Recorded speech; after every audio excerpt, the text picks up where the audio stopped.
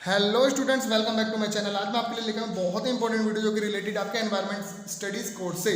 जो बच्चे बीए कर रहे हैं, बीकॉम कर रहे हैं, प्रोग्राम या ऑनर्स कर रहे हैं, चाहे वो इंग्लिश ऑनर्स हो या पॉलिटिकल साइंस ऑनर्स हो, एस वेल रेगुलर या एनसी वेब से, उनके लिए वीडियो बहुत इंपॉर्टेंट है। चाहे वो दिल्ली यूनिवर्सिटी से कर रहे हो या इग्नू से कर रहे हो, अगर उनके सेमेस्टर 1 या 2 कोर्स में एनवायरमेंटल स्टडी सब्जेक्ट है जो कि होगा, जो कि कंपलसरी करा हुआ है, तो पर्यावरण अध्ययन का जो ये लेक्चर फर्स्ट है मैं आपके लिए लेके आया हूँ हिंदी मीडियम वालों के लिए। देखिए, इंग्लिश मीडियम का भी कोर्स मैं शुरू करा रहा हूँ, ठीक है। काफ़ी टाइम से मैं नहीं करा पा रहा था, बच्चों की कमेंट आ रही थी क्योंकि मेरे नोट्स रेडी नहीं थे, क्योंकि आपको पता ही है मैं नोट्स से पढ़ाता हूँ।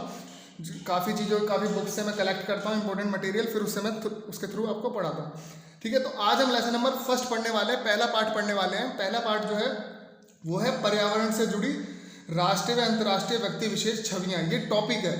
पहला पार्ट का नाम है आवर एनवायरनमेंट, ठीक है, हमारा पर्यावरण, और उसका टॉपिक है ये पहला, पर्यावरण से जुड़ी राष्ट्रीय व अंतर्राष्ट्रीय विशेष छवियाँ। व्यक्तियों के बारे में हम पढ़ने वाले हैं जो पर्यावरण से जुड़े हुए हैं, जिन्होंने पर्यावरण के लिए कुछ किया है, ठीक है। आज हम उनके बारे में पढ़ने वाले हैं। एक वीडियो जो होगी बहुत इंपॉर्टेंट होगी, ये वाली जो वीडियो मैं आपको बता रहा हूँ, लेकिन ये सिर्फ एक लेसन की एक वीडियो नहीं होगी। देखिए, एक लेसन में जितने भी इंपॉर्टेंट टॉपिक्स हैं, जितने भी इंपॉर्टेंट क्वेश्चन हैं, उनकी अलग अलग मैं वीडियोस बनाऊंगा, क्योंकि वीडियो बहुत लंबी हो जाती है। और ये पहला पार्ट की फर्स्ट वीडियो है, यानी लेक्चर 1 है, ठीक है। ध्यान से देखिएगा, वीडियो को पूरी देखिए तो टॉपिक समझ आ जाएगा। और थोड़ा अगर पीछे से नॉइस आ रही हो तो प्लीज़ उसके लिए मैं पहले ही सॉरी बोल देता हूँ, क्योंकि थोड़ा सा कंस्ट्रक्शन का काम चल रहा है, ठीक है। वीडियो पसंद आए तो वीडियो को लाइक जरूर करें। जो बच्चे पहली बार चैनल पर आए हैं, मैं उनसे रिक्वेस्ट करूँगा चैनल को सब्सक्राइब कर लें, प्रेस कर लें बेल आइकन को ऑल नोटिफिकेशन पे, ताकि आपको हमारे सब्जेक्ट से रिलेटेड जो भी वीडियो आए उसकी नोटिफिकेशन मिलती रहे। मैं अपने चैनल पर सभी सब्जेक्ट से रिलेटेड कोर्स कराता हूँ, Hindi, English, political science, environment, history, globalisation, education, सब कुछ। शुरू करते हैं। देखिए, पर्यावरण के क्षेत्र में बहुत से अंतर्राष्ट्रीय ख्याति प्राप्त विचारक हुए, यानी बहुत लोग हुए जिन्होंने ख्याति प्राप्त करी पर्यावरण को लेकर, यानी पर्यावरण के अध्ययन को लेकर, उनको जागरूकता फैलाने के लिए या पर्यावरण के लिए कुछ करने के लिए। उनमें जिन लोगों ने स्मरणीय योगदान दिए, उनमें चार्ल्स डार्विन, हेनरी थोरो, जॉन म्यूर और ई.ओ. विल्सन के नाम प्राय लिए जाते हैं। देखिए, ये कुछ ऐसे व्यक्ति थे जो बहुत ज़्यादा फेमस हैं, ठीक है, जो पर्यावरण के लिए जिन्होंने कुछ करा है। आपने स्कूल टाइम में भी इनके पढ़ा होगा, साइंस और एसएसटी में इनके नाम आपने सुने होंगे। इनमें से हर विचारक ने पर्यावरण को बिल्कुल भिन्न दृष्टिकोण से देखा है। डार्विन ने ओरिजिन ऑफ स्पीसीज नामक पुस्तक लिखी, जिसमें आवासों और प्रजातियों के पारस्परिक संबंधों पर प्रकाश डाला गया है। देखिए, जो डार्विन है उन्होंने एक पुस्तक लिखी थी, बहुत फेमस पुस्तक है, origin of species. 10th class में भी इसका जिक्र करा गया है साइंस की बुक में। उसमें बताया गया है कि इस पुस्तक में कि जीव जंतु किस तरह रहते हैं, अपने आवास उनको कैसा होता है, वो दूसरी प्रजातियों के साथ कैसे लिंक अप करते हैं, कैसे उनके साथ रहते हैं, घुलते मिलते हैं, उनके संबंध क्या होते हैं दूसरी प्रजातियों के साथ, ये सब चीज़ों के बारे में बताया गया। बहुत अच्छी पुस्तक है। इसमें दूसरी प्रजातियों के साथ मनुष्य के संबंध पर सोचने का एक नया तरीका सिखाया, जो कि उद्विकास पर आधारित है। यानी इसमें रिलेशन भी बताया है, मनुष्यों के संबंध बताए हैं जानवरों के साथ, ठीक है, या मनुष्य किस तरह जानवरों के बारे में सोच सकता है, क्या एवोल्यूशन होती है, इनमें क्या बदलाव होते हैं, इन सब के बारे में आपने पढ़ा होगा, ठीक है। लेसन में भी पढ़ा होगा 10th क्लास में, अगर आपने ध्यान दिया होगा तो वहाँ पर एक टॉपिक है जिसमें एवोल्यूशन के बारे में बताया गया था। फिर आगे हेनरी थोरो ने साल भर तक, अब यहाँ पर तो हेनरी थोरो की बात शुरू हो रही है। हेनरी थोरो ने साल भर तक निर्जन प्रदेश वन में रहने के बाद, यानी वे खुद एक साल ऐसे प्रदेश वनों में रहे थे, जंगलों में रहे थे, और 1860 में 1860 के दशक में सिखाया व लिखा था कि निर्जन प्रदेश, यानी जो वन होते हैं, जंगल होते हैं, का संरक्षण किया जाना चाहिए, यानी कि उनको बचाने के लिए हमें तत्पर रहना चाहिए, हमें उनको बचाना चाहिए, उनका संरक्षण, उनका मैनेजमेंट करना चाहिए। जॉन म्यूर, अब यहाँ पर दूसरे व्यक्ति आ गए, जॉन म्यूर को कैलिफोर्निया के जंगलों में विशाल और प्राचीन शंकुआ, यानी शंकु वृक्षों को बचाने के लिए याद किया जाता है। देखिए, शंकुधारी वृक्षों के बारे में आपने एसएसटी में पढ़ा होगा कि शंकुधारी वृक्ष होते हैं जो उष्णकटिबंधीय वर्षा वनों के आसपास भी पाए जाते हैं, ठीक है। उनको बचाने के लिए इन्होंने एक जागरूकता अभियान चलाया था। आगे बढ़ते हैं। आल्दो लियोपोल्ड 1920 के दशक में संयुक्त राज्य अमेरिका में वन अधिकारी थे। देखिए, अब नए व्यक्ति की बात कर रहे हैं, ऑल्दो लियोपोल्ड, ये 1920 में संयुक्त राज्य अमेरिका में वन अधिकारी थे, ठीक है ना, वन के अधिकारी थे वहाँ पर। लेकिन देखिए, मैं पहले ये भी बता दूँ आपको वीडियो में कि ये इस तरह का क्वेश्चन किस तरह से आपका पूछा जा सकता है।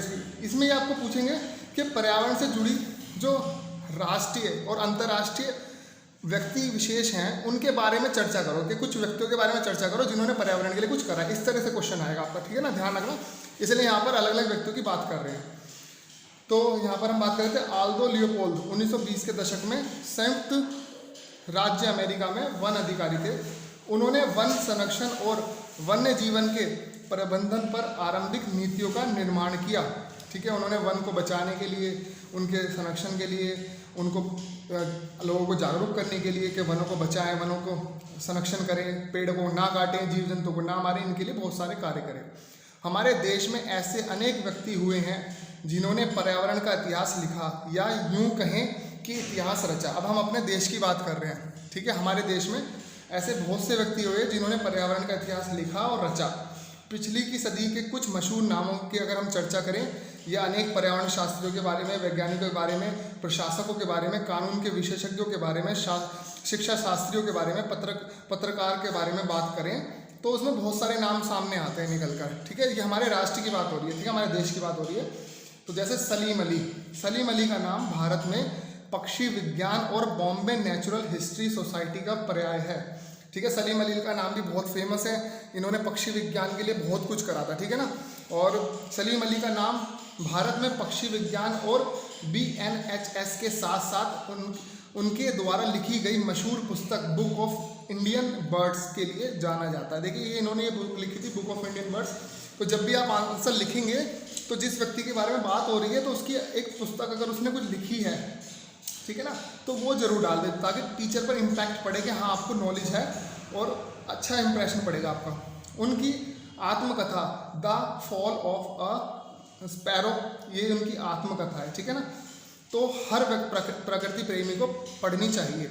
यानी इनकी ये जो पुस्तक है, जो इन्होंने अपने आत्मकथा जो लिखी है, तो ये जो भी नेचर फ्रेंडली लोग हैं, नेचर से प्यार करते हैं, प्राकृतिक प्रेमी हैं, उनको पढ़नी चाहिए।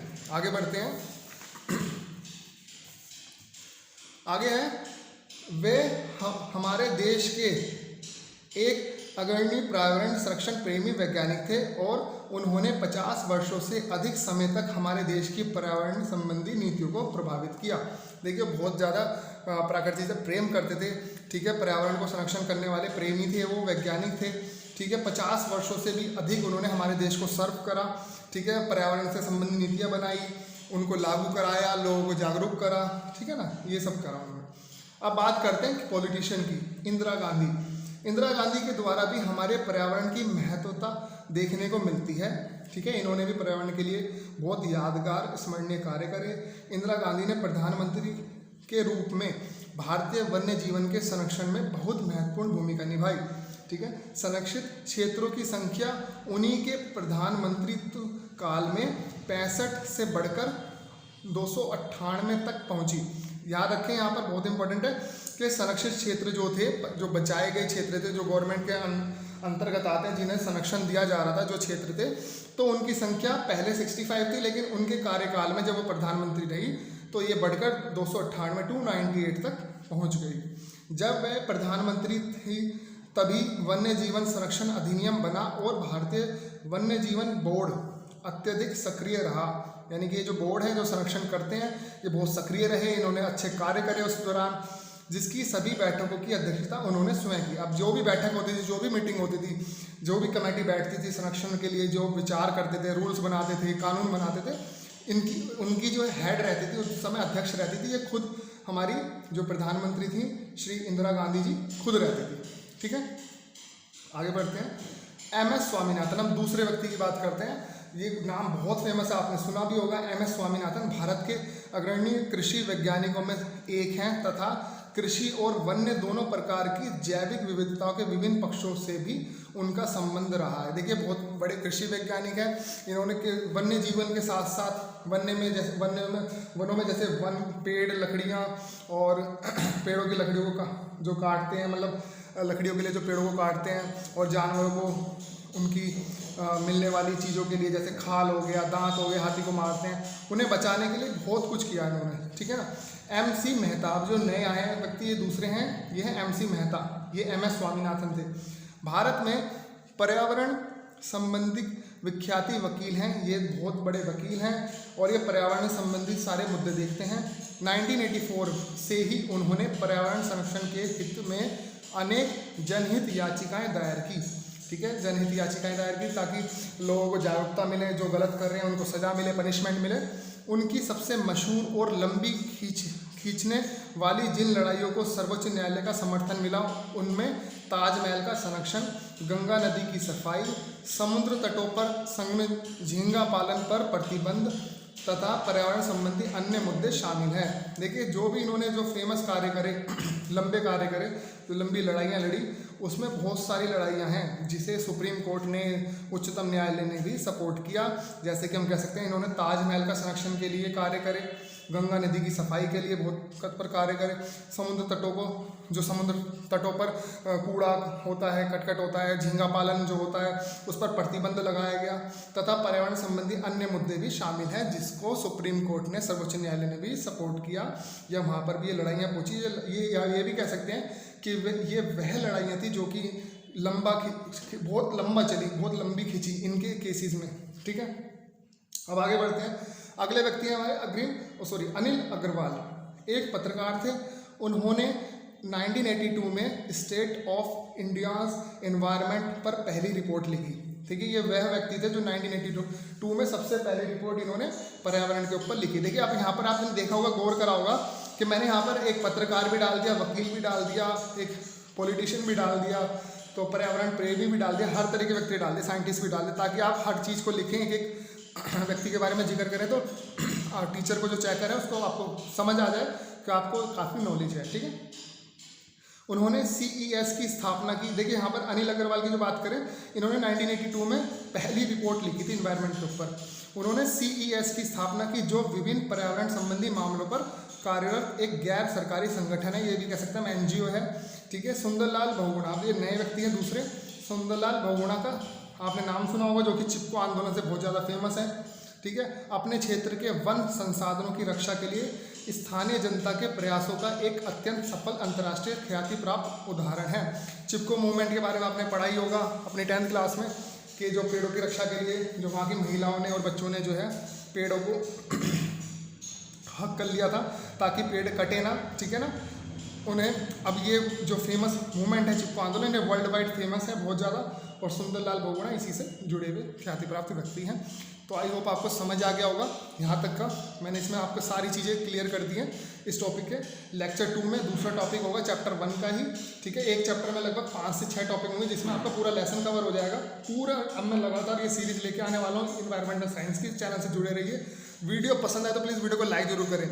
आप बिना लाइक करे चले जाते हैं, अगर आप लाइक करते हैं तो हमें पता चलता है कि हम सही डायरेक्शन में काम कर रहे हैं। प्लीज़ लाइक जरूर करें, और जो बच्चे चैनल पर पहली बार विजिट करें वो चैनल को सब्सक्राइब करें, प्रेस कर लें बेल आइकन को ऑल नोटिफिकेशन पे, ताकि आपको हमारे चैनल पर जो भी वीडियो हो उसकी नोटिफिकेशन मिल जाए। और अगर आपने अभी तक हमारे को इंस्टाग्राम पर, टेलीग्राम पर और फेसबुक पर फॉलो नहीं किया तो प्लीज़ आप वहाँ पर भी फॉलो कर सकते हैं। वहाँ पर भी मैं एग्जाम से जुड़ी सभी इन्फॉर्मेशन शेयर करता रहता हूँ और नोट्स भी शेयर करता रहता हूँ। नोट्स की PDF भी आपको हमारे टेलीग्राम चैनल पर मिल जाएगी। ठीक है ना, मैं नई वीडियो के साथ आपसे फिर मिलता हूँ, तब तक के लिए बाय बाय।